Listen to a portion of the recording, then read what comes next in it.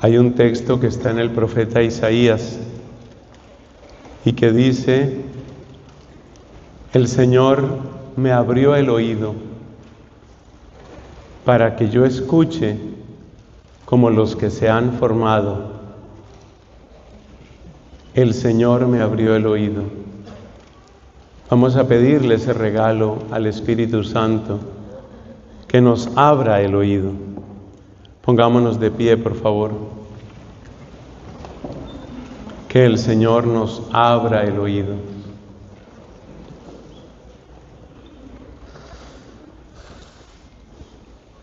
Padre Dios, envía sobre nosotros la gracia del Espíritu Santo.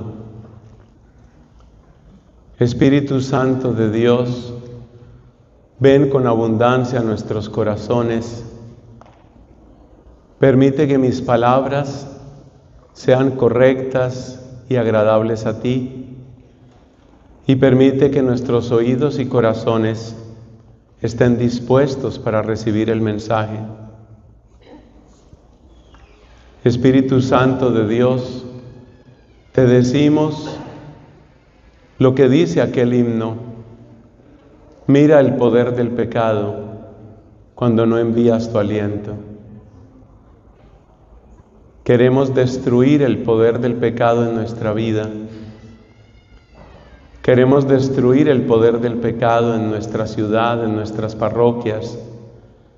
Queremos destruir el poder del pecado en este país y en nuestros países de origen. Mira, Espíritu Santo, mira el poder del pecado cuando no envías tu aliento. Bien nos enseña la carta a los Efesios, bien nos enseña: nuestra lucha no es contra la carne y la sangre, nuestra lucha es contra el espíritu de las tinieblas. Espíritu Santo de Dios, obra con poder en nosotros. Suplicamos al Padre Celestial, en nombre de Jesucristo: ven, Espíritu Santo de Dios, danos corazones de discípulos, corazones que quieran recibir, que quieran entender, que quieran practicar la palabra de Dios. Porque Jesús nos enseñó: no todo el que dice Señor, Señor, entrará en el reino de los cielos. Es el que hace la voluntad de Dios. Padre nuestro que estás en el cielo, santificado sea tu nombre. Venga a nosotros tu reino. Hágase tu voluntad en la tierra como en el cielo.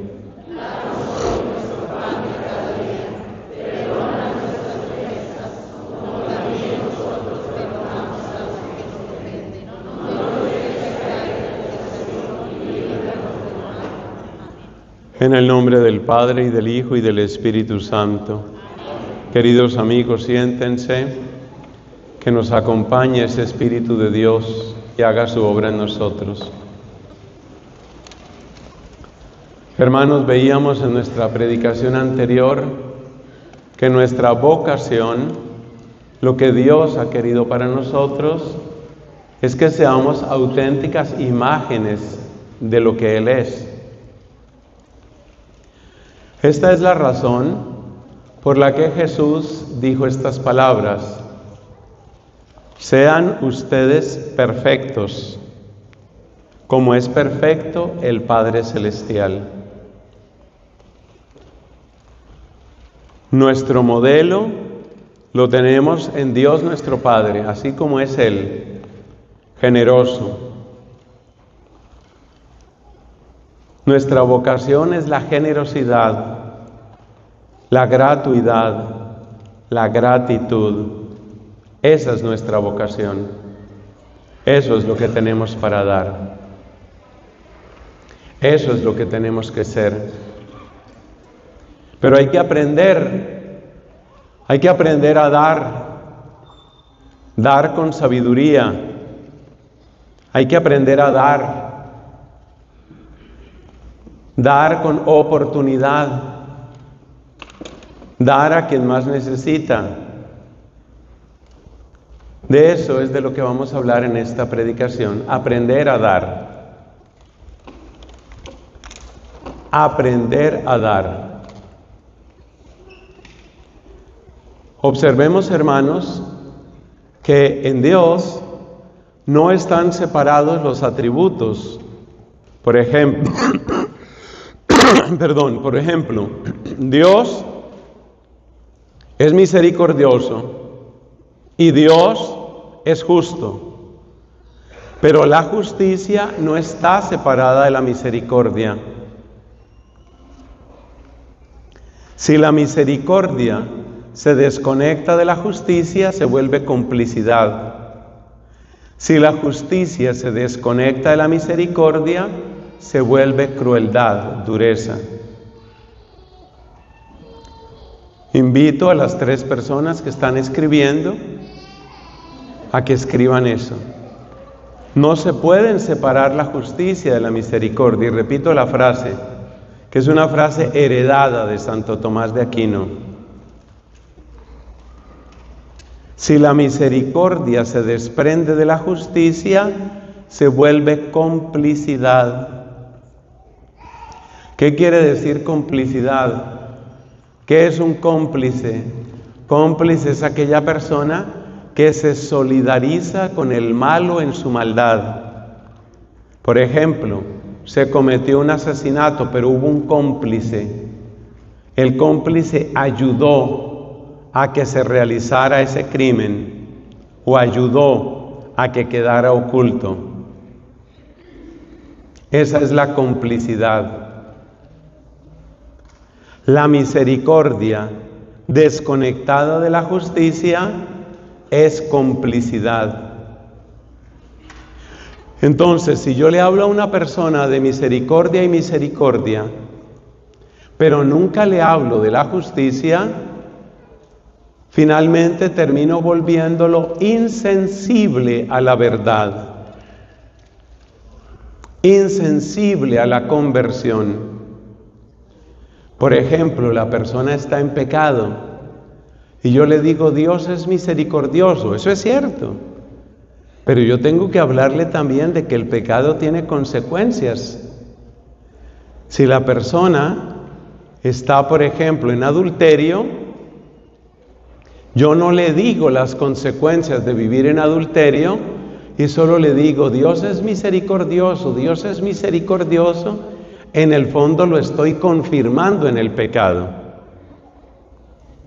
Por eso la misericordia no se puede desconectar de la justicia.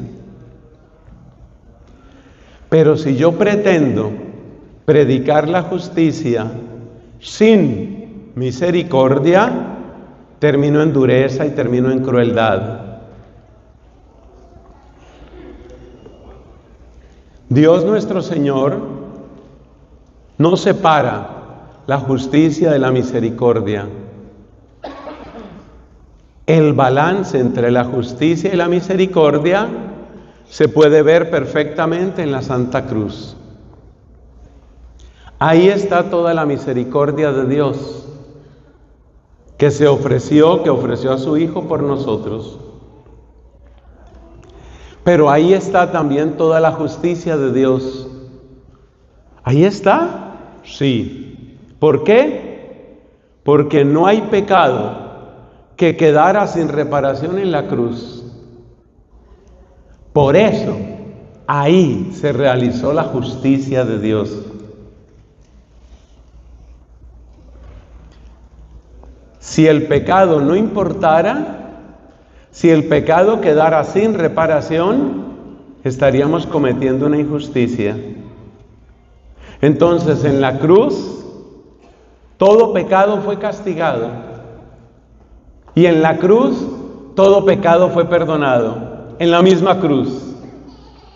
Todo pecado fue castigado, pero como el peso del castigo era superior a lo que nosotros podíamos soportar, Cristo, hombre verdadero como nosotros, padeció, y Dios verdadero como nosotros, perdonó. Por eso, En la cruz se realizó toda justicia, toda, porque no hay pecado que no quedara reparado en la cruz. Qué cosa tan linda. Pero en la cruz se realizó toda la misericordia. ¿Por qué lo sabemos? Porque nosotros que estábamos tan enfermos, dice Santa Catalina, tan enfermos que ni siquiera podíamos tomarnos el remedio, fuimos beneficiados por aquel que bebió el amargo cáliz. Dice esta doctora de la Iglesia, tan débiles estábamos que no podíamos tomar el remedio. Él tomó el remedio por nosotros.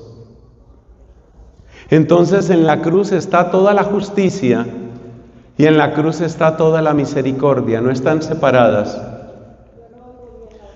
No hay que hablar únicamente de misericordia, hay que hablar también de justicia. Le voy a dar otro ejemplo, el amor y la verdad.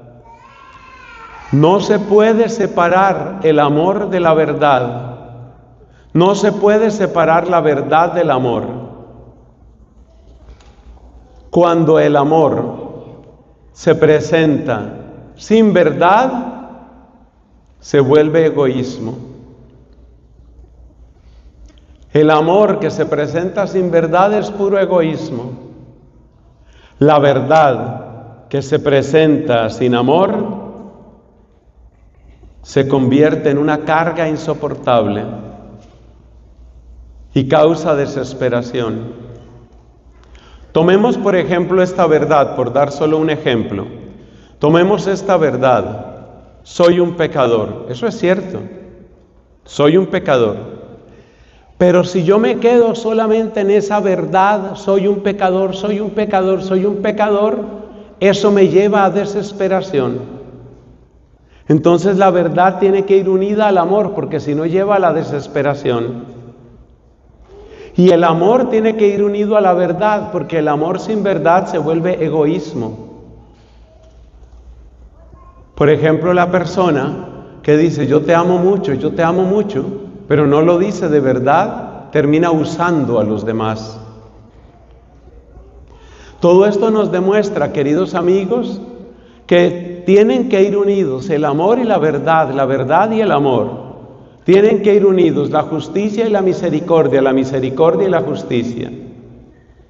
Tienen que estar unidos en nosotros porque primero están unidos en Dios.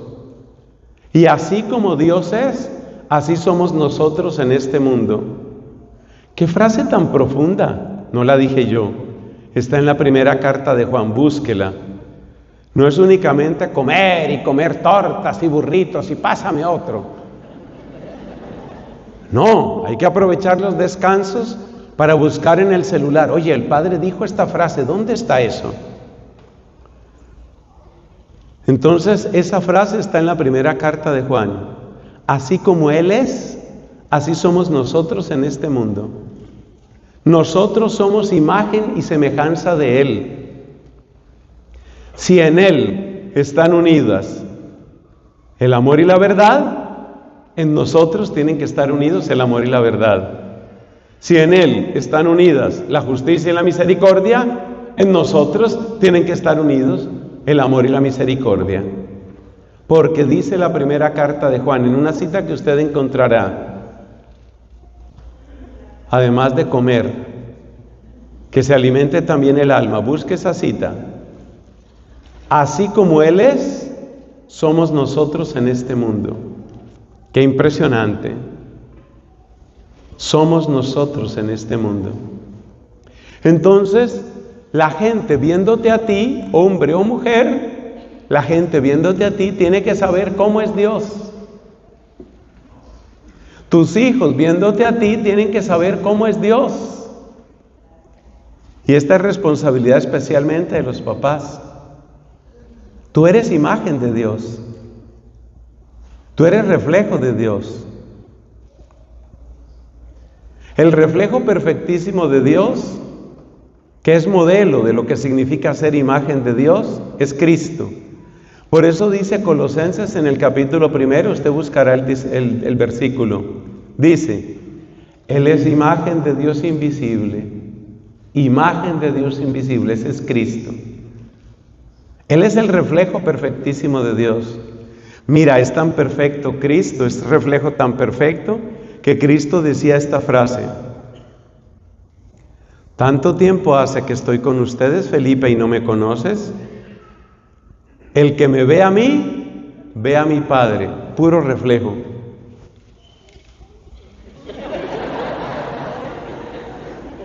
El que me ve a mí, ve a mi Padre. Cada uno de nosotros tiene que ser eso. A ver, por favor, así sentados, levanten la mano. Los hombres casados y con hijos, levanten la mano. Gracias a Dios. ¿Pueden bajar su mano? Ustedes han de ser reflejo del Padre en la casa.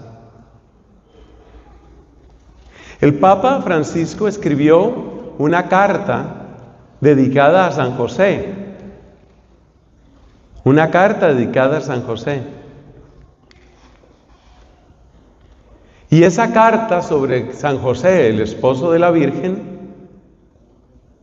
está toda basada en la idea, y lo dice el mismo Papa, de que San José fue como la sombra, podríamos decir también el eco, podríamos decir también la imagen. Imagínate cómo será de grande la santidad de José, que el Hijo de Dios, estando en su casa en Nazaret, veía en José un reflejo de cómo es su Padre del cielo. O sea, San José reflejaba ante Jesús, el Hijo eterno del Padre. San José reflejaba cómo es el Padre celestial. Ese es San José. Por eso varios santos han dicho que apenas como iglesia, 2000 años después, estamos empezando a descubrir la figura de José.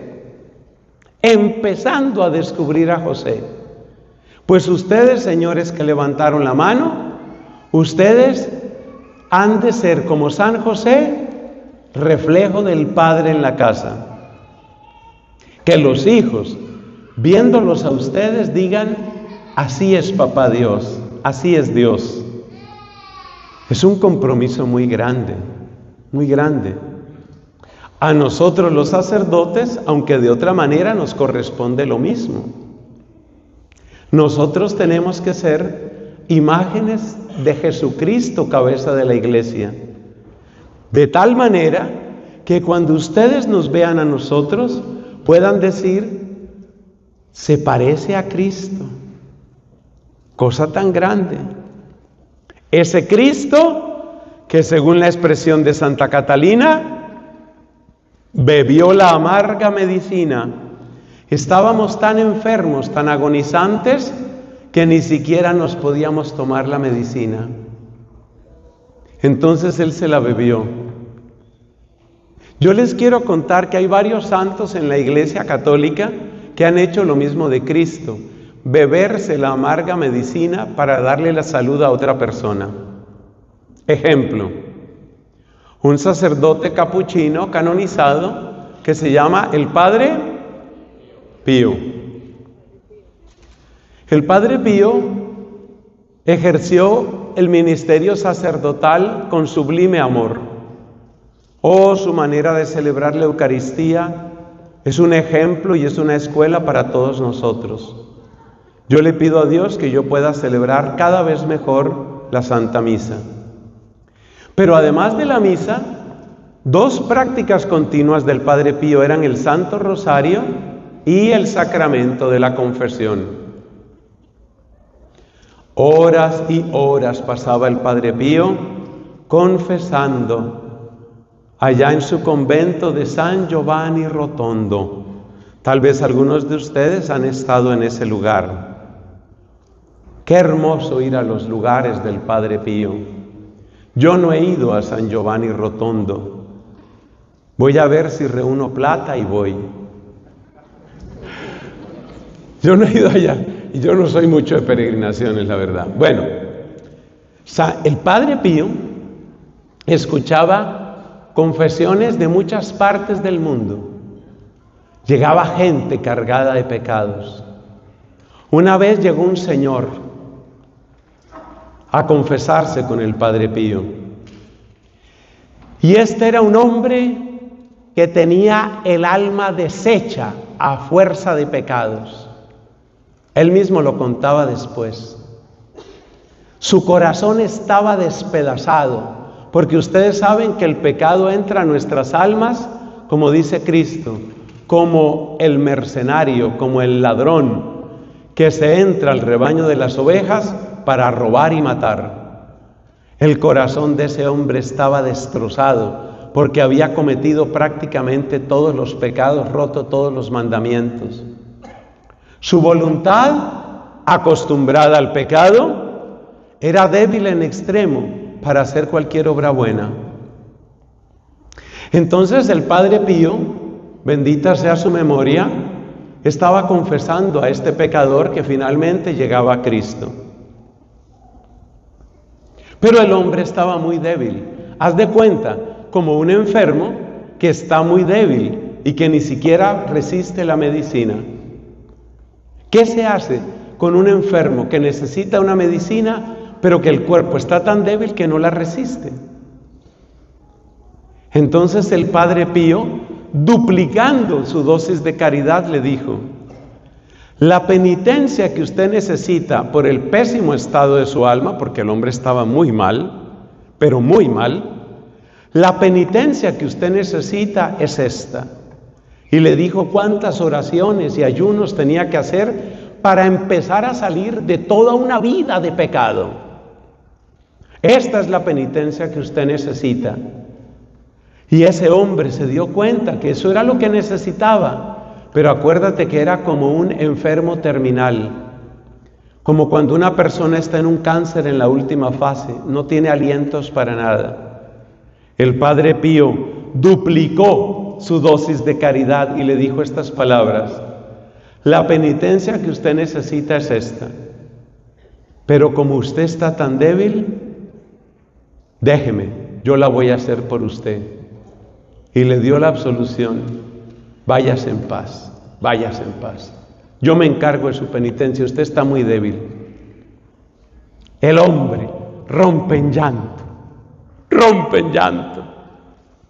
porque se dio cuenta que Dios lo amaba muchísimo, lo amaba tanto que le había dado la medicina, y duplicando la caridad, lo amaba tanto que como él no se podía tomar la medicina, otro, el Padre Pío, escogió hacer la penitencia por él. Y eso lo hizo el Padre Pío no una vez, sino muchas veces. Y por eso, además del dolor de sus estigmas, ustedes saben que él fue estigmatizado, él llevaba las llagas de Cristo, hacía otras penitencias, ayunos, oraciones, pidiendo por penitentes que los había encontrado tan, pero tan supremamente débiles, que era necesario que alguien les ayudara. Eso que el Padre Pío hizo por unos cuantos, eso hizo Cristo por nosotros. Así nos amó Cristo. Ese es el sacrificio de Cristo. Y te estoy declarando con tanta claridad el amor de Cristo, porque quiero que sepas que tienes amor en que apoyarte. Quiero que sepas que no estás solo en tu lucha contra el pecado. Quiero que sepas que hay alguien que quiere acompañarte para que tú seas santa, para que tú seas santo. Por eso dice la carta a los Efesios en el capítulo 1, en versículo que ustedes buscarán: Él nos eligió para que fuéramos santos e irreprochables en su presencia por el amor.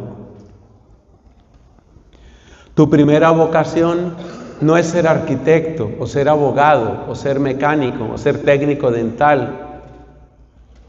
Tu primera vocación es ser santo. Y el Señor Jesús quiere acompañarte. Por eso nos anuncia en el capítulo 28 de San Mateo: yo voy a estar con ustedes todos los días hasta que se acabe el mundo. Todos los días. Ese es Cristo. Tú no estás solo en tu lucha contra el pecado. Tú no estás solo en tu batalla por sacar adelante ese matrimonio. Tú no estás solo en tu búsqueda de la santidad. Tu primera compañía, discúlpame, no es tu mujer. Tu primera compañía no es tu marido. La clave para que el matrimonio funcione es que cada uno descubra: mi primera compañía, mi primer socio, mi primer maestro es Cristo. Es Él. En Él está mi victoria. Para que se cumpla lo que dijo San Pablo en otro pasaje que vas a buscar. Recuerda, los descansos no son solo para comer. ¿Qué dijo San Pablo? Todo lo puedo en aquel que me fortalece, en Cristo que me fortalece. Cristo está contigo para que vivas la santidad, para que seas imagen de Dios, para que reflejes cómo es Dios. Porque dice la primera carta de Juan: así como Él es, así somos nosotros en este mundo. Para mí es de las frases más impresionantes, más impresionantes. Entonces lo nuestro es dar, pero hay que aprender a dar. ¿Y qué necesitamos para aprender a dar? Lo que nosotros vamos a dar no es solamente material, que también, pero no es solamente material. Por ejemplo, lo primero que hay que dar es la oración. Usted, que es un hombre casado, ¿cada cuánto reza por su esposa? No, eso se da por sobreentendido, padre. Ningún sobreentendido. Ningún sobreentendido. Usted reza, tiene que rezar por su esposa, hacer oración por ella. Una de las razones por las que usted se casó es para llevarla a ella a la santidad. Discúlpenme lo que voy a decir, que es un poco brusco, casi vulgar.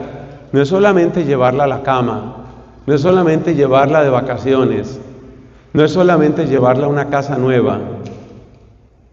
Su trabajo con esa mujer es llevarla a Dios.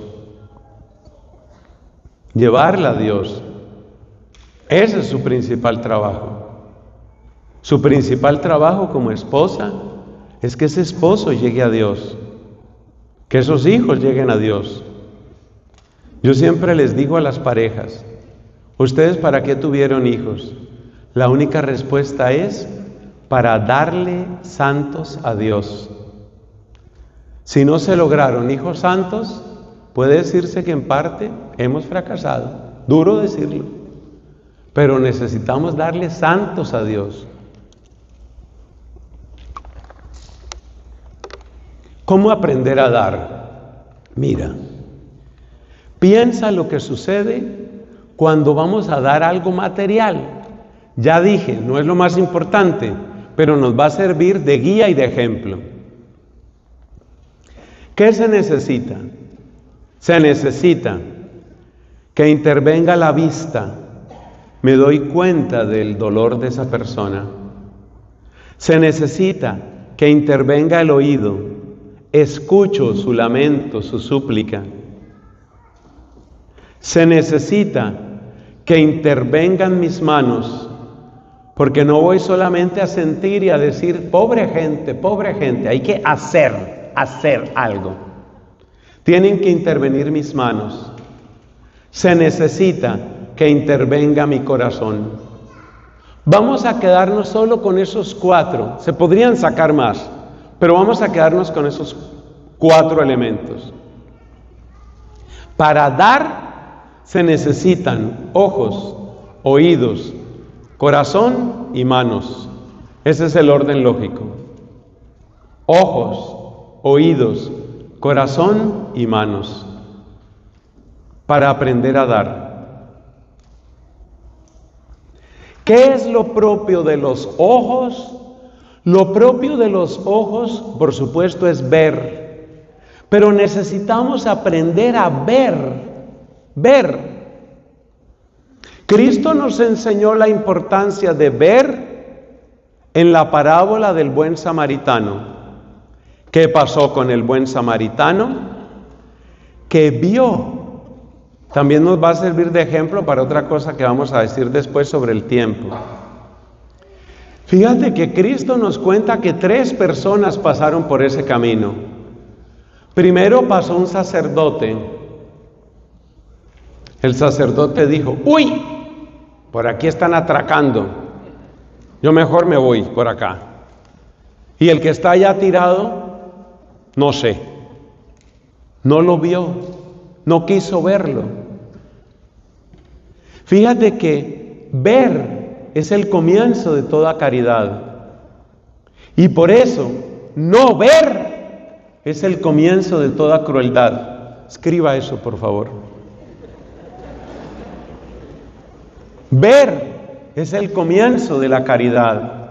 Es el comienzo del dar. No ver es el comienzo de la crueldad. Aquel sacerdote que fue por ese camino de Jerusalén a Jericó no quiso ver. Ustedes saben que hay una industria de aborto muy fuerte en Estados Unidos que se llama Planned Parenthood. Planned Parenthood es una industria de aborto. Y ellos han logrado, presionando a los legisladores de muchos estados, han logrado que no sea obligatorio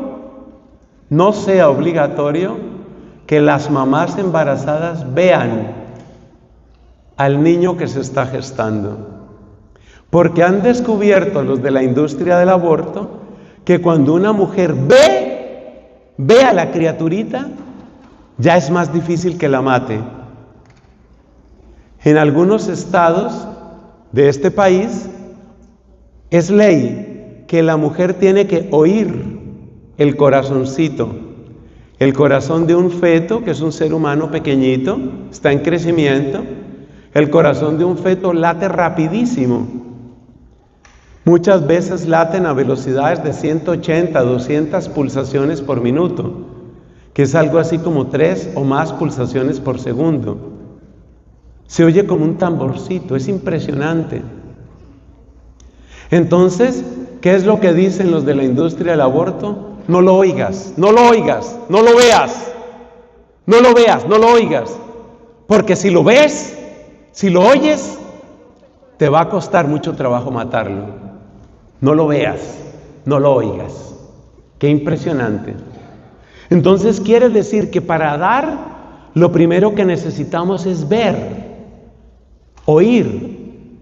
Detrás del sacerdote, en la parábola del buen samaritano, iba otro que era un levita. Los levitas eran los ayudantes de los sacerdotes. Fíjese Cristo cómo nos da de duro a los sacerdotes. Porque lo que está mostrando es que los más duros fueron precisamente los que teníamos que tener más caridad. Pasó el levita, hizo la misma el sacerdote. Pasó el samaritano y el samaritano vio. Hay que ver. ¿Y cómo hago yo para ver? El problema está en que a veces uno no ve a las personas que tiene más cerca, no las ve, sino que uno ve a través de un lente, y ese lente es: yo ya lo conozco. Ay, padre, usted supiera, yo lo conozco. No lo conociera yo. 30 años de casados que llevamos, no lo conociera yo. Yo lo conozco, padre, yo sé cómo es él. Y porque lo conozco, no le creo. Entonces nosotros miramos a través del lente, un lente que dice: yo ya lo conozco, yo ya la conozco. Padre, usted no sabe cómo es ella. Y esa es una mujer, mire, es lo más manipulador que existe. Ahora verá que llega y le llora a usted. Es manipuladora ella. Yo ya la conozco, la conozco. Es lo peor que podemos hacer. Si usted quiere aprender a mirar a una persona, usted tiene que decirle al Señor: enséñame a mirarla, enséñame a mirarlo como tú lo ves. Porque nosotros no queremos ver a las personas, nosotros solo queremos ver nuestros prejuicios, lo que yo ya sé, lo que yo ya pienso de usted. Y por eso no vemos muchas cosas. Por supuesto, esto vale también para los hijos, para los papás. Hay hijos que miran a los papás como si fueran un ATM, un cajero automático. Sonó el timbre de la puerta. ¿Quién llegó? El cajero.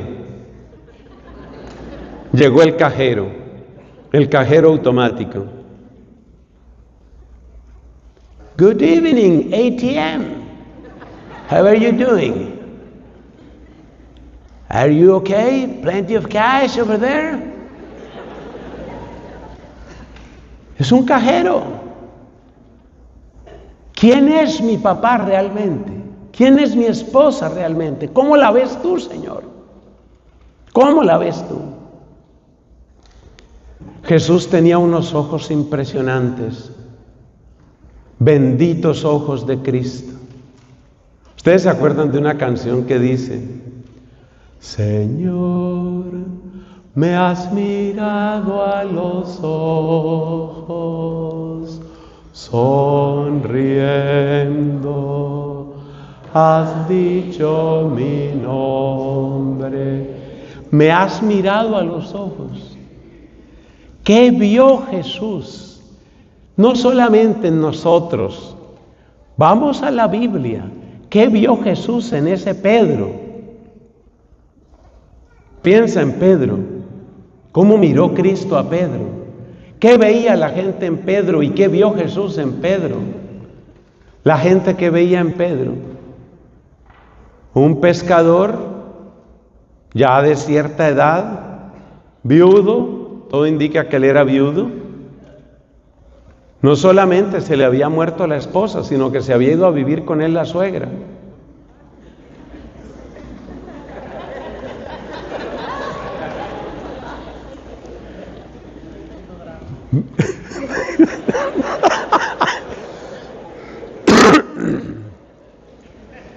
Viudo, sin hijos, todo indica que era sin hijos. Pescador, jefe de pescadores, gran líder, muy hábil, un poquito mal geniado, impulsivo. Eso era lo que ellos veían. Los ojos benditos de Cristo vieron algo diferente. Cristo se le queda mirando y le dice en alguna oportunidad: no temas, de hoy en adelante serás pescador de hombres. Y en otra oportunidad, Cristo se le queda mirando y le dice: tú eres Pedro, y sobre esta piedra edificaré mi iglesia. ¿Te imaginas el nivel de profundidad de los ojos de Cristo? Para llegar hasta allá, Cristo ve lo que uno ni siquiera se imagina. Cristo ya estaba viendo lo que nosotros llamamos el primer Papa. Nadie más se lo imaginaba. Cristo ve con una profundidad increíble lo bueno y lo malo. Entonces Pedro en la última cena le dice: yo voy a dar mi vida por ti. Jesús le respondió: ¿tú? Perdón, me río. Bueno, no le dijo así. Le dijo: ¿tú? Te aseguro que antes que el gallo haya cantado 2 veces, tú me habrás negado 3. O sea, Jesús lo miraba hasta el fondo, hasta el fondo. Y por eso nosotros tenemos que sentir esa mirada de Jesús, esa mirada de Dios. Y tenemos que pedirle a Dios que nos enseñe a mirar. Mirar a esa esposa. Mirar a ese esposo. ¿Cuáles son las claves para mejorar la mirada? Son sobre todo estas 3 que les voy a decir. Claves para mejorar la mirada. Primera clave: recuerda su historia. Cada persona, lo dijimos en otra predicación anterior, Cada persona es una historia. Recuerda su historia. Eso significa que cada persona ha tenido batallas, caídas, problemas, esperanzas, victorias, miedos. Mira la historia de esa persona. Es la primera clave. Pero ¿qué hago para mirar la mirada de esa persona de otra manera? Francisco de Asís tenía esta expresión: mira la historia de esa persona como la miraría la mamá. Mirada materna. ¿Para las mujeres? No, para todos. Francisco de Asís, cuando tuvo la primera comunidad, les dijo: ustedes tienen que aprender a ser madres. Y eran todos varones, y bien varones. Míralo como lo mira la mamá, la historia de esa persona. La mirada de las mamás nos enseña mucho.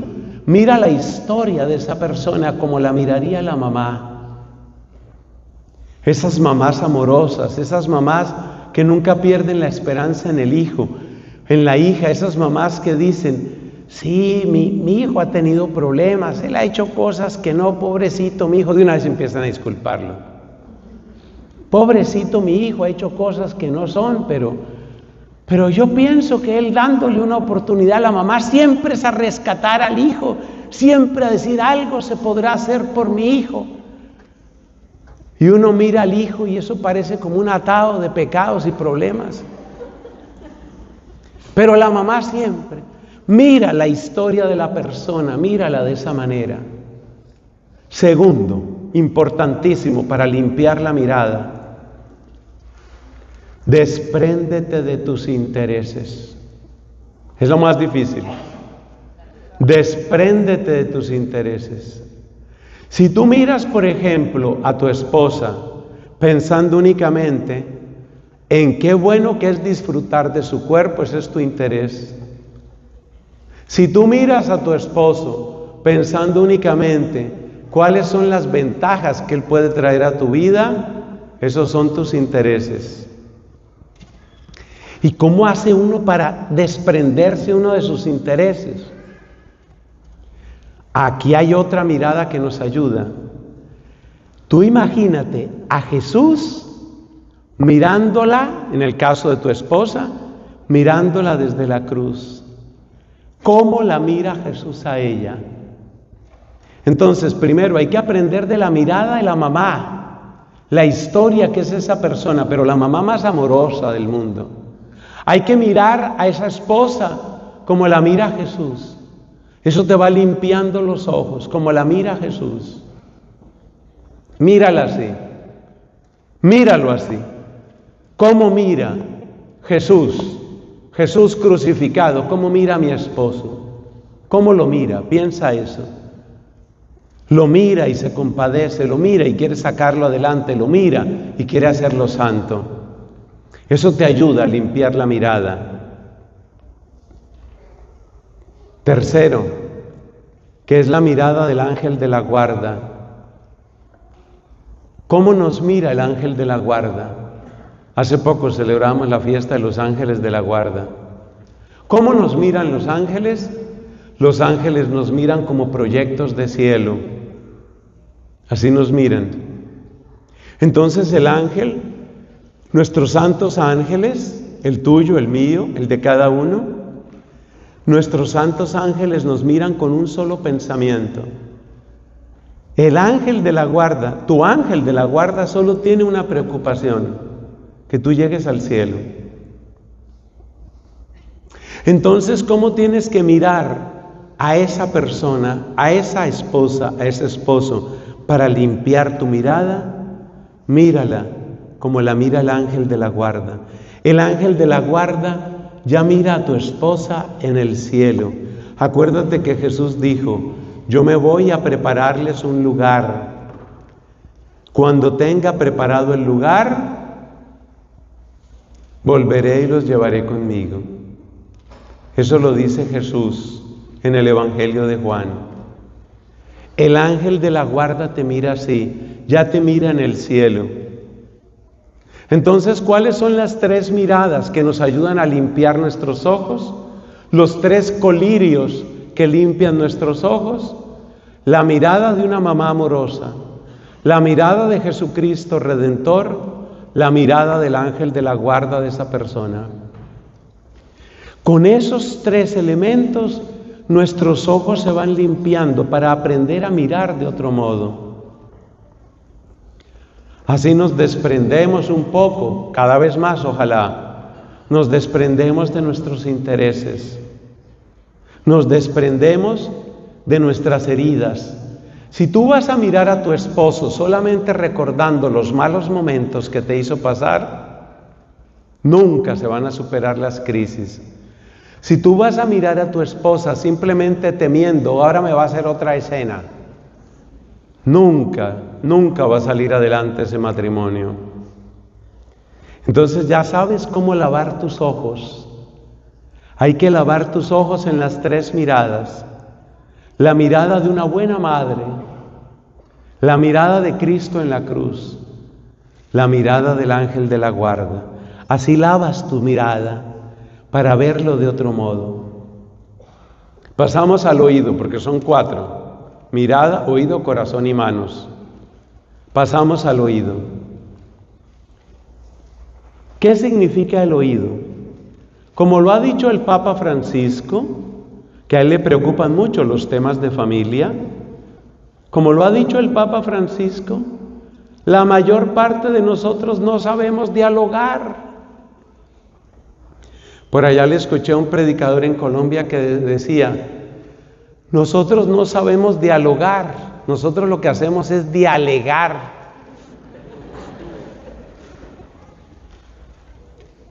Y explica el Papa Francisco, ¿por qué nosotros no dialogamos o no sabemos dialogar?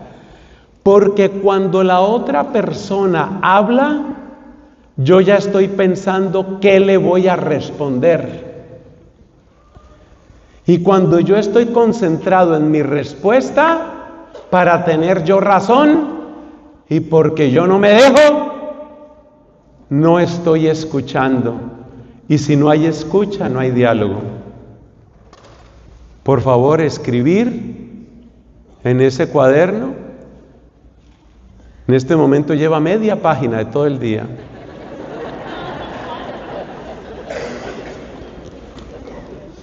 No, lleva más.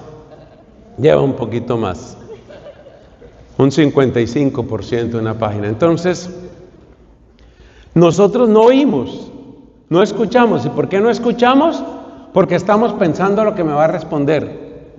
Y por eso, cuando hace una pausa para respirar o para pasar saliva, esa es mi oportunidad ahí. Entonces las conversaciones se vuelven un juego de garrotes. Yo también tengo garrote. También sé decir, ya le voy a decir y le voy a dar. Eso no es conversar. Entonces dialogar, saber escuchar, es algo, es un arte. Es un arte. Y la norma fundamental de una buena escucha es dejar que la persona termine.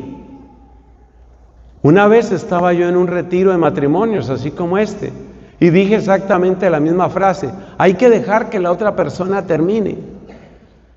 En un descanso se me acerca un señor y me dice: padre, ¿cómo le fue a decir eso a mi esposa?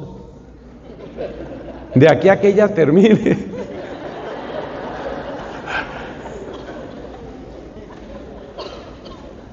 Pero es que hay otra regla. Así como es importante escuchar, es importante hablar. Por supuesto, aprender a hablar.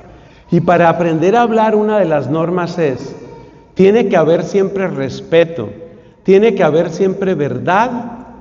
No hay que hablar de lo que no es el tema en el momento y no hay que repetir más de la cuenta. Escriban esas 4 cosas prontico, por favor. Prontico, ya les he dicho que en los retiros usted tiene que salir con la mano cansada. Las 4 cosas son: primero, tiene que haber siempre respeto. Eviten las acusaciones directas. y eviten el lenguaje es que tú, y eviten el lenguaje de que tú siempre, tú nunca. Respeto. Segundo, verdad. No exagere. Tercero, no esté mezclando temas. No esté mezclando temas. Me disculpan las damas, pero esto le sucede especialmente a ustedes porque ustedes tienen el cerebro hiperconectado. No esté mezclando temas. Si se está hablando de una cosa, se está hablando de eso. No esté mezclando temas. ¿Y lo cuarto qué era? Nadie se acuerda, se perdió en el espacio. No está repitiendo. Porque hay personas que dicen una cosa. Date cuenta. Entonces hablan de esta manera. Date cuenta que quien estrelló ese carro fuiste tú. Y no solo eso, sino que tú fuiste el que estrelló ese carro. Y el carro quedó estrellado por ti. Y ahora toca pagar la reparación del carro que tú estrellaste. Y más te quiero decir, que el carro estrellado hay que pagarlo. Eso es hablar mal. Eso satura a la otra persona. Hay una cosa que se utiliza en el lenguaje de la computación que se llama el buffer. El buffer, que lo escriben buffer. El buffer, muchas veces en varios sistemas, es como un sistema de acumulación temporal de información que se va luego distribuyendo. Por ejemplo, las impresoras tienen un buffer. ¿Por qué? Porque el computador tiene que mandarle archivos, pero no le puede mandar un archivo de 70 hojas de una vez, sino que le manda a esa memoria temporal, a ese buffer, y el buffer luego va distribuyendo a los sistemas de impresión, se va desocupando y recibe otra tanda. Los hombres y las mujeres también tenemos un buffer, o sea, usted tiene una memoria temporal. Cuando usted repite y repite y repite, y el carro se estrelló y el carro fue estrellado, hay que repararlo, hemos de repararlo. Hay que reparar el carro porque el carro se estrelló. Entonces hay un personaje del México antiguo que dice: ella, cállate, cállate, cállate, que me desesperas.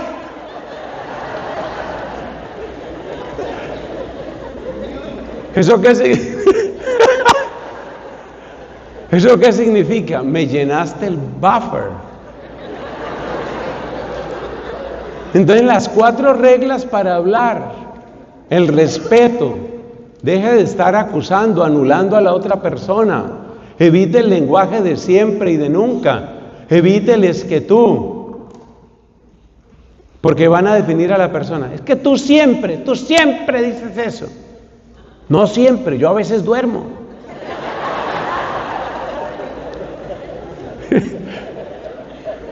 Entonces ella no se deja. Bueno, cuando estás dormido, cuando estás comiendo, no dices eso. Bueno, respeto, verdad, no mezclar temas, no repetir más de la cuenta. Si se siguen esas reglas al hablar, es más fácil escuchar. Entonces hay que dejar que la otra persona escuche, que la otra persona hable, que la otra persona hable. Y hay que escuchar su punto de vista. ¿Qué otra regla hay para escuchar bien? Para escuchar bien hay otra regla. Cuando usted termine de escuchar, preséntele a la otra persona, lo que usted está entendiendo.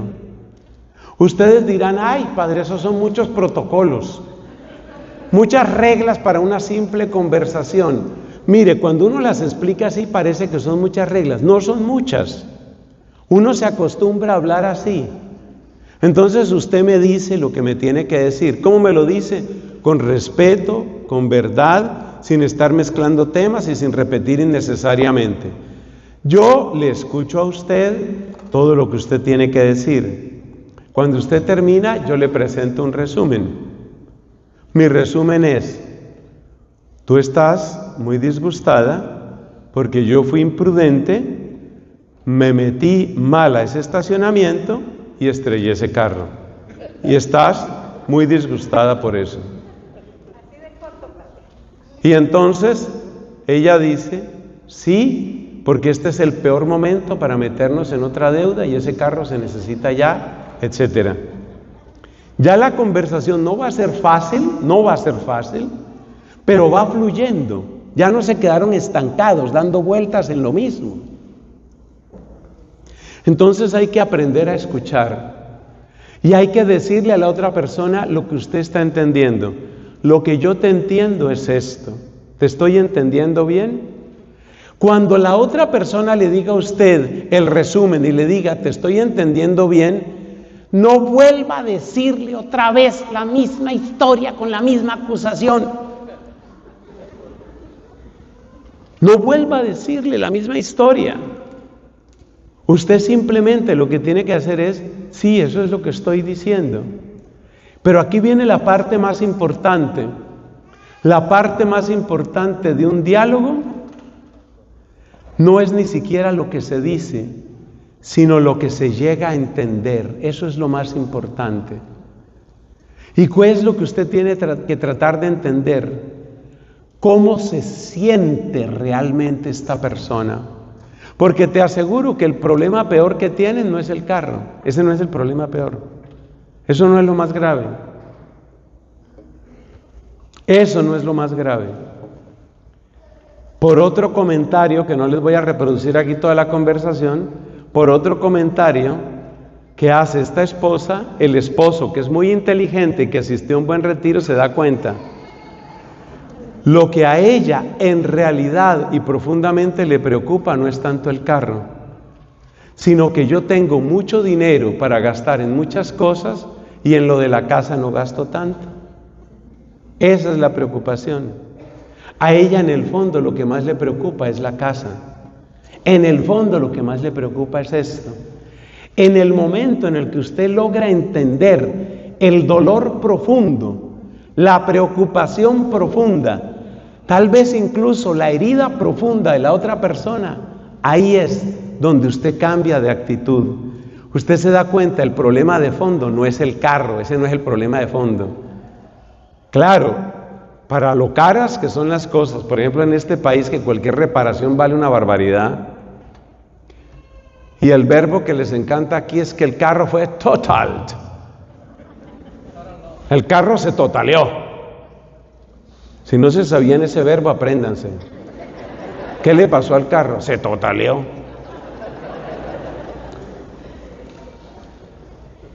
Es lo que en nuestros países, en mi país y en otro dicen pérdida total. El carro se totaleó. Pero el gran problema no es el carro. Detrás de las discusiones de platas e incluso de hijos, hay preocupaciones de fondo. Cuando tú estés escuchando a la manera de Dios, tú piensa, de verdad, ¿cuál es la preocupación de fondo? Pero esa preocupación de fondo, y esto es muy importante porque esto se llama psicología fina, óigame lo que le voy a decir. La preocupación de fondo, tú no tienes que disparársela a la otra persona, porque ese es un error gravísimo que se comete. Que el Espíritu Santo me ayude, por eso lo hemos invocado al principio de esta predicación. Que el Espíritu Santo me ayude para lo que le estoy diciendo. Yo se lo presento así como una película.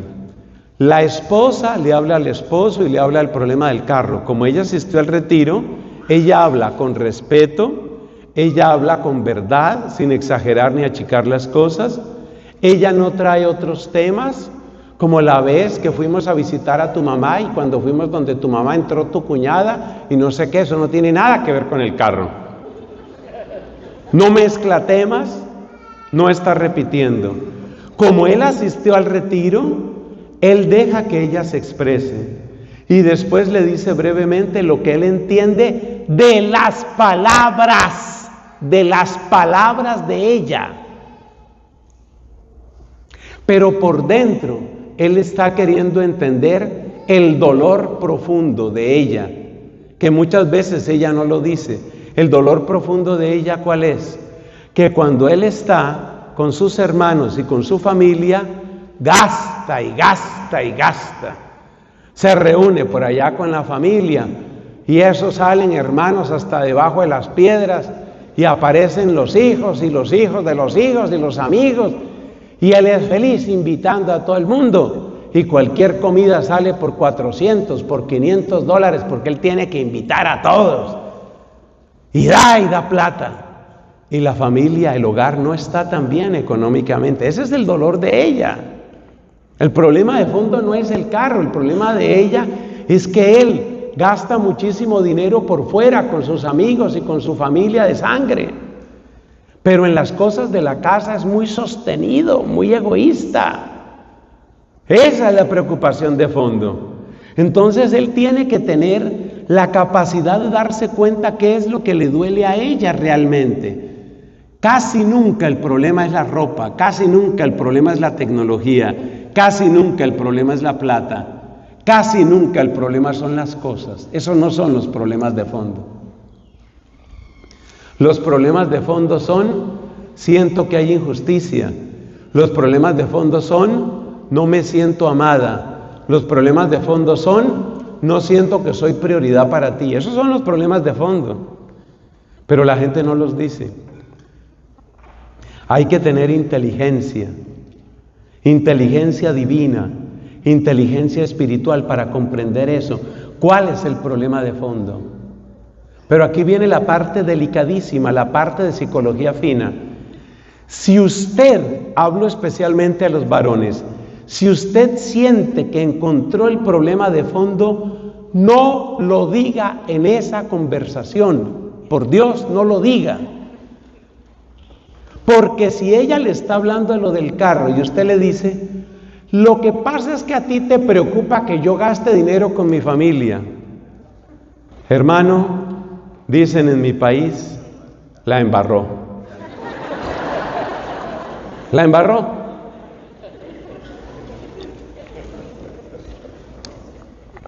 ¿Por qué? Porque ahora se va a armar otra discusión que usted no va a saber manejar. Y esa es la historia de las discusiones en los matrimonios. Entonces, eso es lo que en inglés llaman, el inglés tiene expresiones que a mí me gustan mucho. Es lo que en inglés llaman second guessing. You are second guessing me. You're second guessing my intentions. And you are very, very much wrong. Entonces, cuando usted trata de hablarle de cuáles cree usted que son las intenciones que él tiene o que ella tiene, cuando usted trata de hablar de eso, lo que siente su pareja es, you are second guessing me. Usted me está tratando de adivinar. Y usted se equivoca en lo que me dice. Y viene una discusión.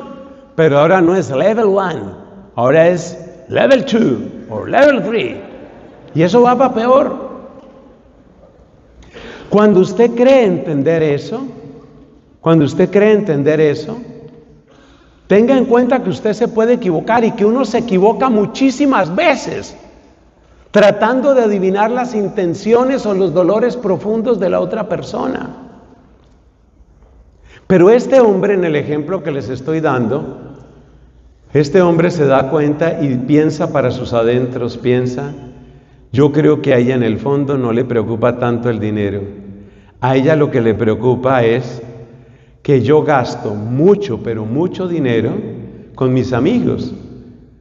La última salida con los amigos fueron más de $700, porque yo invité a todo el mundo todo el trago que quisieron. Eso es lo que le preocupa a ella. El problema no es el carro. Le recuerdo, casi nunca las discusiones son lo que parecen. Se discute por un botón y el problema es otro. Se discute por una pieza de ropa y el problema es otro. Se discute por qué vamos a cenar y el problema es otro. Por eso uno tiene que pedirle a Dios inteligencia. Dame inteligencia divina, Señor, que yo sepa entender. Pero cuando tú creas, por favor, estoy repitiendo, contradiciéndome, ¿no? Estoy repitiendo, pero es que esto es vital, hermanos. Cuando ustedes crean que saben cuál es la intención de la otra persona, no es el momento de decirla. En esa discusión no. En esa discusión lo que hay que terminar diciendo es algo como esto. Creo que comprendo mejor tu punto de vista. Vamos a ver cómo podemos arreglar esto.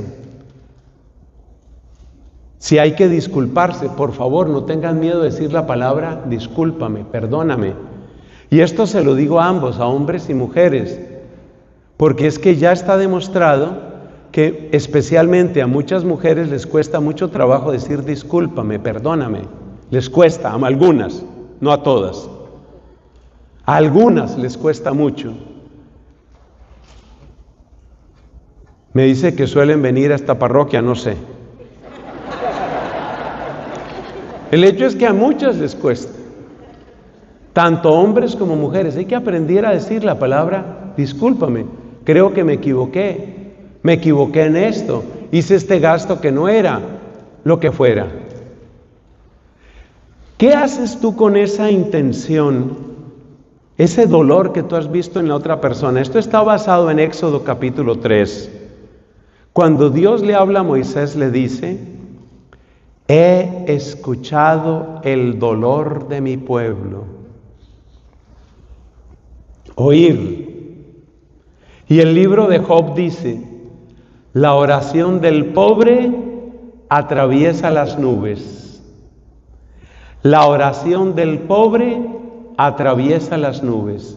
Dios oye, Dios oye. Dios oye hasta lo que no se ha dicho, pero sí se ha pensado. El Evangelio nos cuenta la historia de una mujer que estaba muy enferma, con un problema de flujo de sangre que no paraba. Y esta mujer pensó para sus adentros: con que solo toque el borde de su manto, me sanaré. Y acercándose sigilosamente por detrás, porque no quería ser vista, tocó el manto de Cristo y sintió en su cuerpo que estaba curada.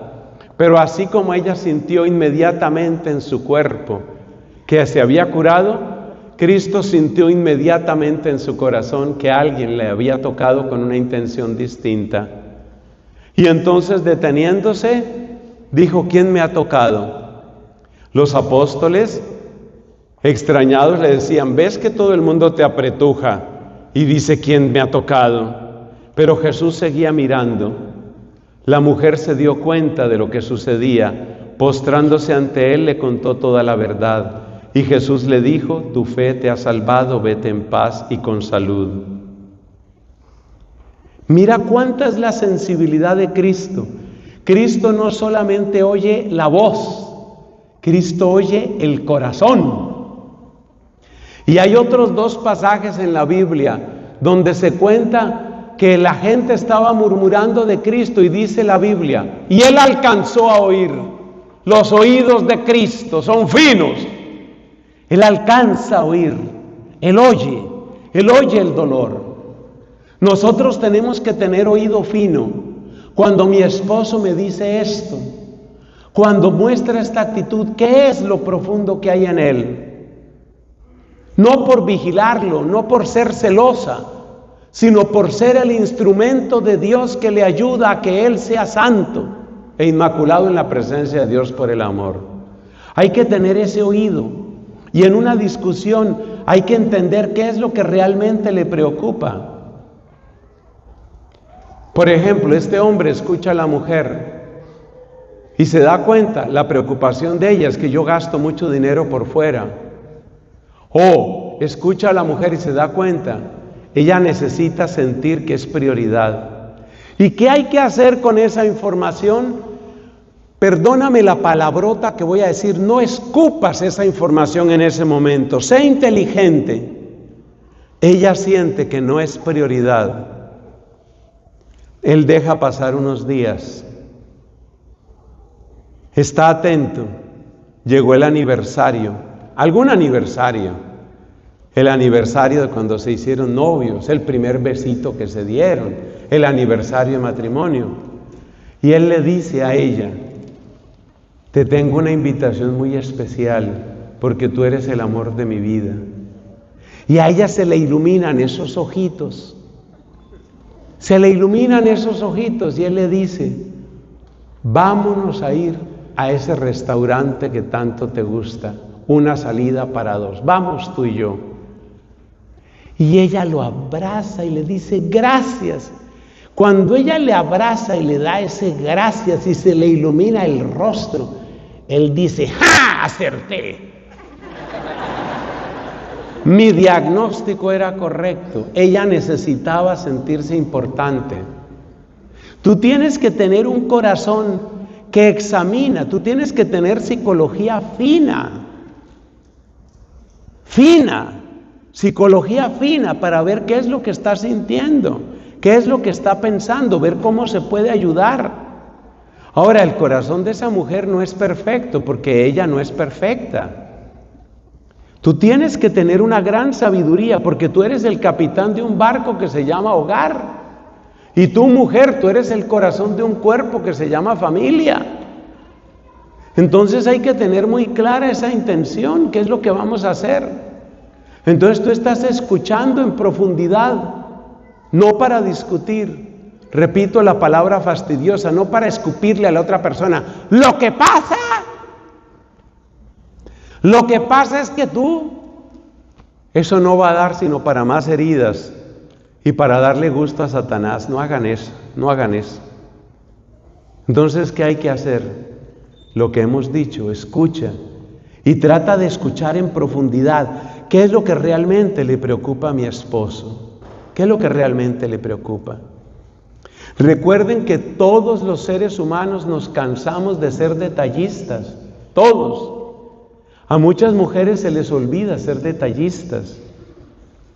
El hombre con el que usted se casó sigue siendo hombre toda la vida, por más que la ideología de género diga bobadas. Ese hombre va a seguir siendo hombre. Y usted sabe qué cosas les gustan o nos gustan a los hombres. Tenga presente eso. A su hombre, ¿qué le gustaba de usted? Pues pasando la vida hay que pensar también en eso, en darle gusto. Analice cómo tiene que ser con él, cómo obrar con él. Entonces, ¿cómo es el matrimonio? El matrimonio es una obra preciosa. Son dos escultores que se esculpen bajo la mirada de Dios. Uy, estamos poetas. Tú eres el escultor del corazón de tu amada y ella es la escultora de tu corazón. Ustedes se están formando, esculpiendo, y él va embelleciendo el corazón de él y él va embelleciendo el corazón de ella. Son una escultura como José y María, como Luis y Celia. ¿Quiénes son Luis y Celia? Los papás de Santa Teresita que son canonizados. Ese es el matrimonio. Hay que esculpir ese corazón, que ella sea cada vez más bella para Dios, que él sea cada vez más bello para Dios. Esa es la parte del oído, oír en profundidad. Nos faltan dos partes. Nos falta hablar del corazón y nos falta hablar de las manos. Ese será nuestro próximo capítulo, no se lo pierdan, a la misma hora. Bueno, por el mismo canal, pero ya no la misma hora, porque ya no va a ser la misma hora. Pónganse de pie, hacemos una oración. Vamos a pedir por nuestros ojos y por nuestros oídos. Vamos a pedir por nuestros ojos y por nuestros oídos. Luego tendremos un breve descanso. Un descanso que ya no es para comer, sino ¿para qué es el descanso? ¿Para qué es? Eso, ahora sí nos entendemos. Para buscar las citas bíblicas, completar los apuntes. Ustedes no pueden tener media página de apuntes a estas alturas. Vamos a orar. Vamos a orar y vamos a pedirle a los ojos de Cristo que nos den la luz, a los oídos del Padre Celestial que nos hagan capaces de escuchar. Y recuerden siempre, así como lo necesitan ustedes que son casados, así lo necesito yo. El sacerdote sí que lo necesita más. Yo ya cumplí 32 años de sacerdocio, figúrese. Y yo miro al pasado y digo, tantas cosas que las hice regular, que no las hice bien, y algunas que son francamente errores míos. Yo como sacerdote, yo tengo que mejorar mi nivel. Tengo que cada vez ver cómo logro ver un poquito mejor como Jesús, cómo logro escuchar un poco mejor como Jesús. Todos necesitamos esta oración. Como de costumbre, empieza el sacerdote, pero usted vaya haciendo suya cada palabra. Jesús, Santísimo Señor y Salvador nuestro. Jesús, que dignaste posar tu mirada sobre esta tierra donde tanta inmundicia se encuentra. Jesús, amor de nuestras almas. Jesús, dígnate posar tus ojos nuevamente sobre nosotros. Míranos, Señor, que tus ojos son ventanas donde se revela y se muestra el Padre Celestial. A través de las ventanas de tus ojos vemos al Padre, y a través de las ventanas de tus ojos el Padre nos ve. Danos, Señor Jesús, de esa mirada. Danos de esa mirada, Jesús. Danos tu mirada, Señor, para aprender a reconocer la imagen de Dios en nuestros hermanos. Muy especialmente te pido por estas parejas, que aprendan a mirarse como tú les ves. Jesús, cuánta luz hay en tus ojos.